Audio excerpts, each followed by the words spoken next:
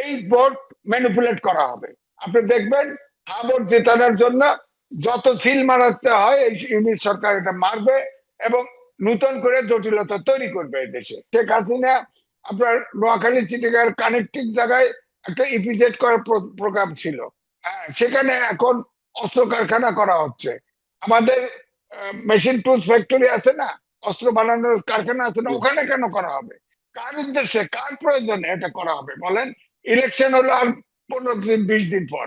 আপনি এগুলো সরকার কেন করে? অর্থাৎ এই দেশটাকে লুট করার জন্য, দেশটাকে ধ্বংস করার জন্য পরিকল্পিত ভাবে এসব করা হচ্ছে বলে আমার ধারণা। উনি যে কি খেলা কি করবে আল্লাহ জানে, দেশটাকে কোথায় নিয়ে ফেলবে। সুতরাং তাদের দায় মুক্তি ছাড়া মুক্তির কোনো পথ নাই। এরকম ইউনুসকেও একসময় ফেরত আনতে চাইতে হতে পারে। আরেকটা জিরো হলো জিরো আনএমপ্লয়মেন্ট। এখন তো 3-4 কোটি লোক বেকার। উনি করতেছেটা কি? দেশে আপনার বিনিয়োগ নাই, ব্যবসা নাই, কিছু নাই, বাজার ব্যবস্থা। এই যে এখন নিউজে দেখলাম যে রোজার আগের জন্য আপনার সব ওই যে ছোলা ডাল এগুলো আনতেছে, এখন আনলোড করতে পারতেছে না। আপনি বলেন তো দেখি, এই এই সরকার দ্রুত ইলেকশন দিয়ে আপনার রাস্তা মাপবে। এখন তারা কোন ষড়যন্ত্রে, কোন দেশের, আমাদের দেশের সবসময় নির্বাচনে পরাশক্তি গুলো অ্যাক্টিভ হয়। এখন আমাদের এই সরকারের মধ্যে অনেকেই আমেরিকান সিটিজেন আছে। এখন আমেরিকান সেইটা করবে, এটা কি করে, এদিকে কর বসানোর সময় গোপন চুক্তি করে আসছে, সেই চুক্তির ভিতরে কি আছে জানি না। আপনি দেখেন আওয়ামী লীগ ফ্যাসিবাদের সময় শেখ হাসিনা আপনার নোয়াখালী চিটিগার কানেক্টিং জায়গায় একটা ইপিজেড করার প্রোগ্রাম ছিল। হ্যাঁ, সেখানে এখন অস্ত্র কারখানা করা হচ্ছে। আমাদের মেশিন টুলস ফ্যাক্টরি আছে না, অস্ত্র বানানোর কারখানা আছে না, ওখানে কেন করা হবে? কার উদ্দেশ্যে, কার প্রয়োজনে এটা করা হবে বলেন? ইলেকশন হলো আর 15 দিন 20 দিন পর। আপনি এগুলো সরকার কেন করে? আপনার 6300 স্কয়ার ফিটের বাড়ি বানাচ্ছে আপনার মন্ত্রীরা হবে নাকি? আপনি বলেন তো দেখি, এই 6000 নাকি আপনার ই করবে নাকি? 9,000 বর্গ ফুট, 9300 স্কয়ার ফিট। এখানে কি ফুটবল খেলার মাঠ রাখছে নাকি? এটা কি আজব কাণ্ড? এগুলো সরকারের প্রজেক্ট, এগুলো কিভাবে হয় বলেন? ইলেকশন দিয়ে চলে যাবে এ তো। আবার দেখেন বিমানে 3 উপদেষ্টাকে বোর্ডে ঢুকাই দিছে। উপদেষ্টারা আসছে এদেশে বেনিয়া বর্গী হিসাবে, নাইলে একটা উপদেষ্টা কি করে বলেন আপনার বিমানে ডাইরেক্টর হয়? এখন শোনা যাচ্ছে বিমান আসবে, ওটা অ্যাপ্রুভ করবে, অথবা ওখান থেকে কি করবে না করবে, কমিশন টমিশন জানি না। 3 জন উপদেষ্টা, আপনি জানেন বোধহয়। আপনার জননিরাপত্তা, নিরাপত্তা উপদেষ্টা বোর্ডে আছে। ইলেকশন যদি সঠিকভাবে দিতে চায়, ইলেকশন কমিশনের সেক্রেটারিকে ওই ডাইরেক্টর বানাই দিছে। আবার বিদ্যুৎ উপদেষ্টাও বানাই দিছে। বলেন তো 3টা মেজর সেক্টর সেটা আপনার বোর্ডে দিছে। এটা কতখানি ছোট লোক চিন্তা করেন। উপদেষ্টা হয়ে যায় বিমানের বোর্ডে ঢোকে, বলেন তাদের মান ইজ্জত বোধ নাই। অর্থাৎ এই দেশটাকে লুট করার জন্য, দেশটাকে ধ্বংস করার জন্য পরিকল্পিত ভাবে এসব করা হচ্ছে বলে আমার ধারণা। আমার প্রশ্ন সেখানে সাংবাদিক মাঝে যে এই যে ভারতীয় ইকোনমিক জোনের জন্য যেটা প্রস্তাবিত ছিল সেটা বাতিল করে করুক, আমাদের কোনো আপত্তি নেই। কিন্তু নাই, যেখানে বাংলাদেশ অর্ডিন্যান্স ফ্যাক্টরি রয়েছে, সামরিক সমরাস্ত্র কারখানা রয়েছে, এখানে যেসব আগ্নেয়াস্ত্র বা গুলি যেসব উৎপাদন করার কথা বলা হচ্ছে, সেইগুলো সামরিক মানে যে কারখানা রয়েছে, অস্ত্র কারখানা, সেখানে কাঁচামাল হলে তারা নিজেরাই পারে। এবং এটা তো আমি যতদূর জেনেছি সেনাবাহিনী বা সশস্ত্র বাহিনীর সাথে কোনো ধরনের আলোচনা করেনি। নির্বাচনে মাত্র 15 দিন বাকি থাকতে এই ধরনের বড় সিদ্ধান্ত নেওয়ার উদ্দেশ্যটা কি আসলে পেছনে আপনার কি মনে হয়? এইটাই তো আমি বললাম তো, বিমানের বোর্ড করা, আপনার মেশিন টুলস ফ্যাক্টরি আছে, সেখানে আপনি ডেভেলপ করে যত খুশি অস্ত্র বানান না, অ্যাটমিক বোম বানান না, সমস্যা কি? বানান না, ক্ষমতা থাকলে বানান না, প্রজেক্ট নেন। কিন্তু আমার কথা হচ্ছে নির্বাচনে আছে 15 দিন। আপনি অন্তর্বর্তীকালীন সরকার, আপনি যদি নির্বাচনে আন্তরিকই হন, তাহলে আপনার কেন এইসব মেগা প্রজেক্ট গুলো আপনি নিচ্ছেন? বিমানের 2-3 উপদেষ্টা পাঠায় দেন, তার ভিতরে ইলেকশন কমিশনের সিনিয়র সেক্রেটারি আছে, বলেন আপনি। তাহলে প্রশ্ন এই জন্য রিক্সায় উঠলে বলে ইলেকশন হবে তো, এই প্রশ্নের বাইরে যেতে পারছে না। কারণ পৃথিবীতে আমার মনে হয় একমাত্র আল্লাহ ছাড়া ডক্টর মোহাম্মদ ইউনূসের মনের খবর কেউ জানে না। উনি যে কি খেলা কি করবে আল্লাহ জানে, দেশটাকে কোথায় নিয়ে ফেলবে। এদিকে বিশ্ব ব্যাংক, আমি অনেক ডিটেল বলবো না, বিশ্ব ব্যাংক ফোরকাস্ট করেছে এবছরের শেষে জিডিপি গ্রোথ হবে 3.5%। অর্থাৎ এই ইলেকশনটা যদি না হয় তাহলে দেশে দুর্ভিক্ষ হবে। তো দুর্ভিক্ষ কে সামাল দিবে বলেন আপনি?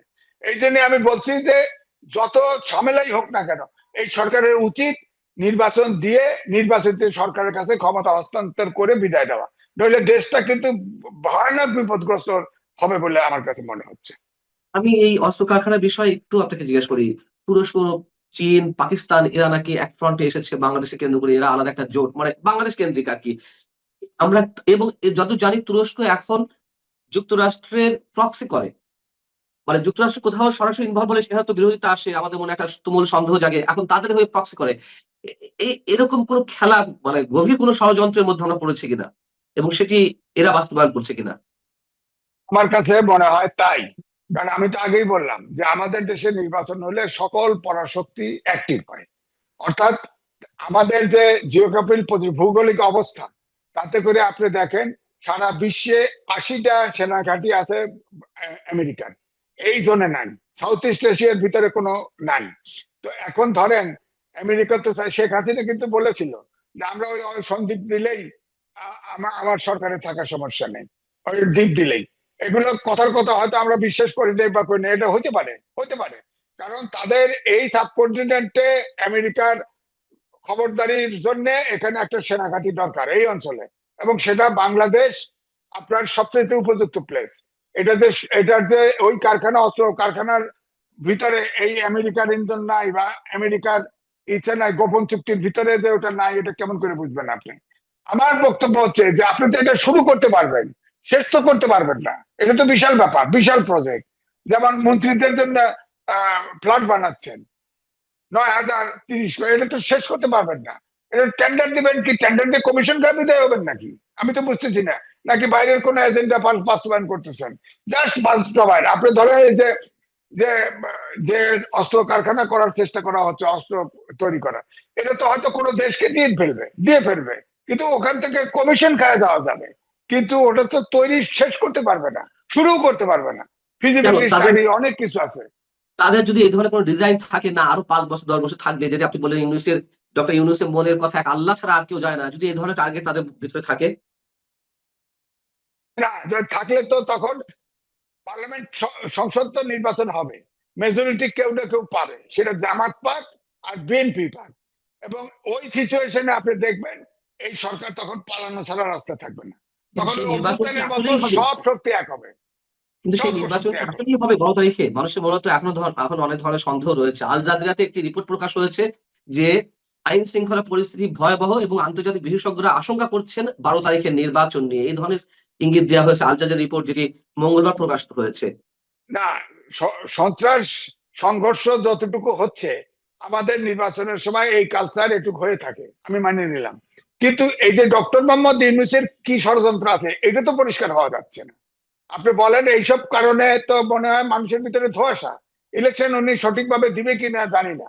গণভোট এবং সংসদ নির্বাচন একই সাথে করে এই জটিলতা তৈরি করছে, এবং অবৈধ কিছুতে, এবং তিনি এই সংবিধানের 7-এর ক এবং খ অনুচ্ছেদ আছে, হ্যাঁ, সেখানে বলা আছে যে এই মৌলিক ইস্যুতে, সংবিধানের মৌলিক কোনো কিছু সংশোধন করলে রাষ্ট্রদ্রোহী মামলা পড়বে। এই সরকার, আমার ধারণা, তারা এই সরকার যতক্ষণ পর্যন্ত এই আপনার কনস্টিটিউয়েন্সি অ্যাসেম্বলি পাস না করবে, ততক্ষণ এরা সরকার সরকার ছাড়বে না। কারণ হচ্ছে যে তারা আসলে দায় মুক্তি পেতে চায়। তারা নিজেরাও বোঝে তারা আইনের বাইরে যত সরকার যত কিছু করছে সব অবৈধ, তাদের সবকিছু অবৈধ, সংসার টস্কার সব অবৈধ। সুতরাং তাদের দায় মুক্তি ছাড়া মুক্তির কোনো পথ নাই। শেখ হাসিনাকে রায় দিয়েছে না, শেখ হাসিনাকে আমি ফেরত আনতে চাই না, এরকম ইউনূসকেও একসময় ফেরত আনতে চাইতে হতে পারে। সুতরাং তাদের উচিত হবে, এখন আমার মনে হয় তারা পারে নাই দেশ চালাতে, সব এনজিও, কয়েকজন একফুট এনজিও, একফুট আমলা, একফুট প্রফেশনাল শিক্ষকেরা সরকার চালানোর কেউ বোঝেই নেই কিছু। ছাত্র রাজনীতির ব্যাকগ্রাউন্ড অন্তত না থাকলে সরকার চালানো সম্ভব। এই সরকার একদমই টোটালি ব্যর্থ হয়ে গেছে। এই সরকার ইমিডিয়েটলি নির্বাচন দেওয়া উচিত, এবং দেশের যদি কোন রকম মমত্ববোধ থাকে তাহলে নির্বাচন দিয়ে তাদের বিদায় দেওয়া উচিত। তারা নির্বাচন পারছে দিচ্ছে, না। নির্বাচন তো দিচ্ছে, কিন্তু সেই নির্বাচনটি এর মধ্যে মানে অনেক বেশি কন্ট্রোভার্সিয়াল হয়ে পড়েছে। তাহলে সেই নির্বাচন নির্বাচন দিচ্ছে, কিন্তু নির্বাচনের ভিতরে আমি তো কয়েকটা উদাহরণ দিলাম, জটিলতা তো তৈরি হচ্ছে, জটিলতা তো ভয়াবহ জটিলতা তৈরি হতে পারে। তো এটা উনি খোলসা করে না কেন? কোনো উত্তর দেয় না। ওনার প্রিয় ছাত্র মাহমুদুর রহমান মান্না ছিল, হ্যাঁ, মান্না ভাই, তিনিও আমার সাথে টক শোতে বলছে, উনি খালি শোনে, উত্তর দেয় না, প্রশ্ন করলে উত্তর দেয় না, উনি কারো কথা শোনেন না। ওনার পেটের ভিতরে সব তার পরিকল্পনা, কাউকে জানায় না, শুধু এটা বাস্তবায়ন করে। এখন উনি কি করতেছে উনিই জানে। তবে আমাদের কাছে উপসর্গ একটাই, যে ইলেকশন কমিশনের সেক্রেটারিকে ট্রান্সফার করা, আপনার এই যে বড় বড় প্রজেক্ট নেওয়া, অস্ত্র তৈরি করা, এগুলোর ভিতরে অবশ্যই বিদেশি এজেন্ডা বাস্তবায়নের প্রতিশ্রুতি তার আছে, এবং এটা নিয়ে দেশে একটা জটিলতা হবে, তাতে তার সরকার থাকা দীর্ঘায়িত হওয়ার সম্ভাবনা আছে।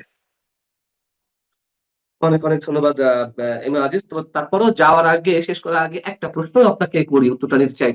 এই যে ডক্টর আলী রিয়াজরা যে বয়ান দিচ্ছিলেন, সরকারি কর্মকর্তারা প্রচার করতে পারবেন, হ্যাঁ পক্ষে প্রচারণা চালাতে পারবেন, উপদেষ্টা বিভিন্ন জেলায় জেলায় গিয়ে তারা এই ধরনের কথাবার্তা বলছেন, এখন যে এটি দণ্ডনীয় অপরাধ, এই দণ্ডটা এখন কে দিবে? দেওয়ার কোনো ক্ষমতা আছে কারো?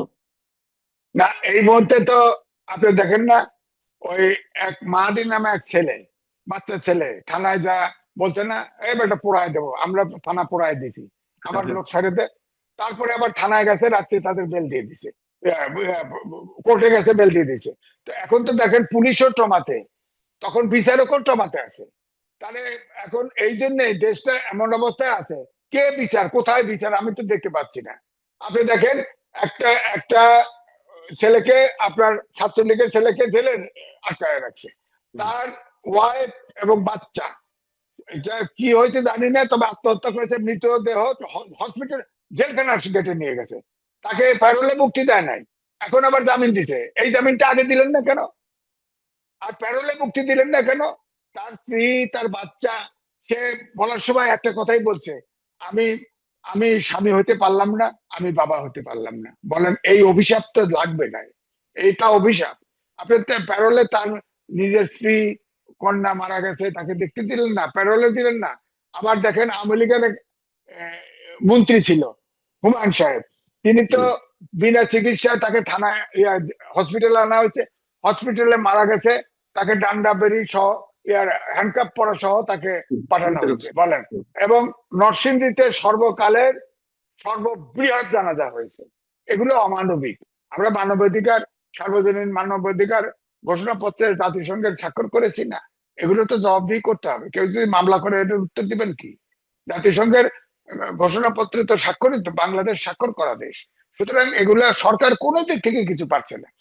তারা, আপনি শুরু থেকে দেখেন, জামাত এনসিপি যা দাবি করে তাই মানে। এখন গণভোটও তারাই চাচ্ছে, সরকারও চাচ্ছে। আমি এই জন্যই বলছি, সরকার জয়েন করুক, এনসিপি তে জয়েন করুক, এনসিপি তো তারই দল, এনসিপি তে জয়েন করুক, জয়েন করে ভাবর চাকা যায়। সরকারের থেকে কেন? সরকার আর বড় দল, বিশেষ করে বিএনপি, তারা মনে করে নির্বাচন হলেই তো জিতে যাব। সুতরাং কোনো মতে, অর্থাৎ ইউনিসের ফাটা বাঁশের চিপার ভিতরে পড়ছে, এটা কোনোভাবে কোনো কিছু বলে না, ঠিক মতো টাইট মতো বলে না। এই ইউনুসকে এখন সব দল মিলে তাকে বিদায় দেওয়া উচিত, কারণ এই দেশটাকে ফোকলা করে ফেলছে সে।